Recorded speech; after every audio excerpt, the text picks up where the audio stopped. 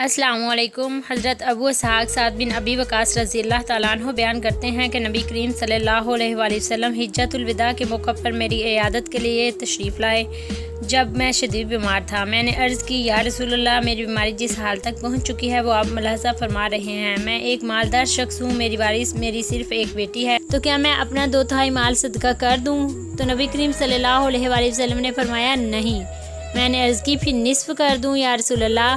तो आप सल्लल्लाहु अलैहि वसल्लम ने फरमाया, नहीं। मैंने अर्ज़ की, फिर 1/3 कर दूँ? आप सल्लल्लाहु अलैहि वसल्लम ने फरमाया, 1/3 कर दो, वैसे 1/3 भी ज़्यादा है। सो इस हदीस से अंदाज़ा हो रहा है कि हमें सदका जो है एक हद तक देना चाहिए। ये तो नहीं है ना कि हम अपने वारसों के लिए कुछ ना छोड़ कर जाएँ और सारा का सारा माल दूसरे लोगों को दे जाएँ और हमारे वारिस जो हैं वो क्या हों, बदहाल ज़िंदगी गुजारें और दूसरों के आगे भीख मांगते फिरें। ये चीज़ भी अल्लाह ताला को सख्त नापसंद है। बजाय इसके कि हम अपना माल दूसरे लोगों में तकसीम कर दें, हमें इस चीज़ का ख्याल रखना होगा कि हम कितना हिस्सा अपने वारसों के लिए छोड़ के जाएंगे वो एक बेहतर ज़िंदगी गुजार सकते हैं। क्योंकि इस बारे में कहा जाता है कि तुम अपने वारसों को खुशहाल छोड़ के जाओ तो ये इससे ज़्यादा बेहतर है तुम इन्हें बदहाल छोड़ के जाओ और वो लोगों से मांगते फिरें। अल्लाह ताला की रज़ा के हसूल के लिए तुम जो कुछ भी खर्च करोगे तुम्हें उसका अजर मिलेगा, यहाँ तक कि तुम अपनी बीवी के मुंह में जो डालोगे। वाह क्या बात है। सो इसका मतलब है कि आप कुछ भी दुनिया में जो खर्च कर रहे हो अपने बहन भाई, रिश्तेदार, दोस्त अहबाब, माँ बाप, बीवी, बच्चों पर, हालांकि ये आपके हक हकूक़ हैं, आपको इनको पूरा करना चाहिए और हमें खर्च करना भी पड़ता है। तो एक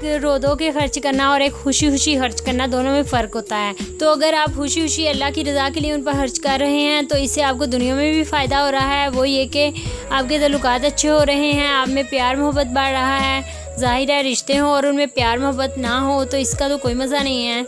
अगर इन्हीं रिश्तों में प्यार मोहब्बत हो तो ज़िंदगी गुजारने का मज़ा ही अलग है।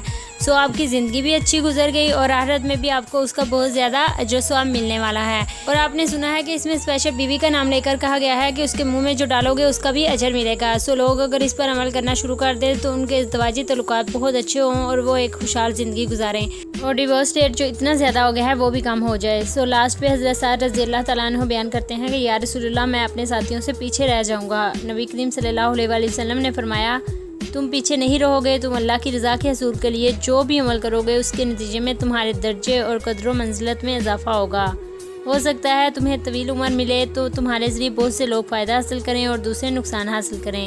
फिर आप सल्लल्लाहु अलैहि वसल्लम ने दुआ की, अल्लाह मेरे साथियों की हिजरत को बरकरार रख, इन्हें एड़ियों के बाल वापस ना लुटा। लेकिन साद बिन खुला पर अफसोस है। वो इसलिए उन्होंने इस तरह कहा क्योंकि उनका इंतकाल मक्का में हो गया था। सो आपने सुना कि इसमें बार बार इस चीज़ का जिक्र किया गया है कि अल्लाह ताला की रज़ा के हसूल के लिए आप जो कुछ भी खर्च करते हो या कोई भी अमल करते हो तो उसका आपको अजर दिया जाएगा। इसलिए ज़रूरी नहीं कि हम गैरों पर ही बस खर्च करें, हमें अपनों पर भी खर्च करना चाहिए। अब इसका मतलब ये नहीं है कि आप दूसरे लोगों को दें ही ना, उसे मना कर दिया गया, ऐसा नहीं है। लेकिन उनसे बेहतर घर वालों को करार दिया गया है कि आप घर वालों पर खर्च करें, वो बेहतर है। क्योंकि अगर हम घर वालों पर खर्च करते हैं तो इसमें कोई शो ऑफ नहीं होता। इसलिए बहुत से लोग घर वालों पर खर्च करना ज़्यादा मुश्किल समझते हैं और बाहर लोगों को देना बहुत ईजी समझते हैं, वो शो ऑफ हो रहा होता है। इसलिए हमें अपनी नीयतों को खालिस रखना चाहिए क्योंकि अल्लाह ताला नीयतों को ही देखते हैं। इसलिए आप अल्लाह ताला की रज़ा की खातिर अपने घर वालों पर ज़्यादा से ज़्यादा खर्च किया करें। ना सिर्फ अपने घर वालों पर खर्च करते हुए अल्लाह ताला की रज़ा शामिल होनी चाहिए, बल्कि कहीं पे भी कुछ भी कर रहे हैं तो उसमें सिर्फ़ और सिर्फ अल्लाह ताला की रज़ा शामिल होनी चाहिए, ना कि शो ऑफ होना चाहिए। जैसी हमारी नीयत होगी हमें वैसे ही उसका अजर दिया जाएगा। सो कोई भी नेक काम करते हुए अल्लाह ताला की रज़ा को शामिल ख्याल रखा करें। इस तरह आपको आखिरत में भी हिस्सा मिलेगा और दुनिया में भी इसका अजर दिया जाएगा। सो उम्मीद है आपको मेरी बात समझ में आ गई होगी। मिलते हैं नेक्स्ट वीडियो में, दुआ में याद रखिएगा। अल्लाह हाफिज़।